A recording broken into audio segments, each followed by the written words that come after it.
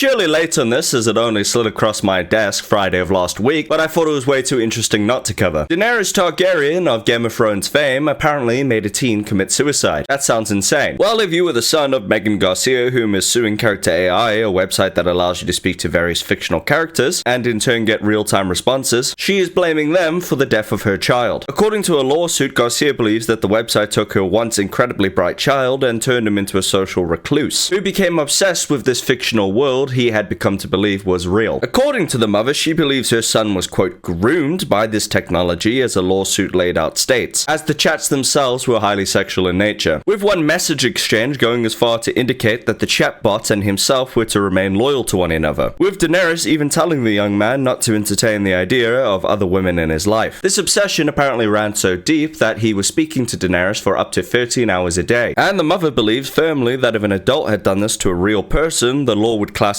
it as child abuse. It is worth mentioning that the child in question was allegedly on the autism spectrum, which could have factored into his need of having an emotional connection where he could organize and control its output. And to be honest with you, I'm completely stumped on this. On the one hand, a very vulnerable child has lost his life, and, you know, the parents have every right to feel distraught. But also, I just don't think the chat AI system is fully to blame. It's gonna sound horribly mean, but, you know, your child's on the autism spectrum, right? You should be taking extra care to make sure that all of their needs are met and the appropriate restrictions are put in place. It just seems irresponsible to me to even allow a child with those clinical needs to have unrestricted access to the web, and then to blame one of the services on the web when, you know, that goes awry. You know, the mother does have a valid point of these fake people being rather manipulative, but the key word there is, you know, fake.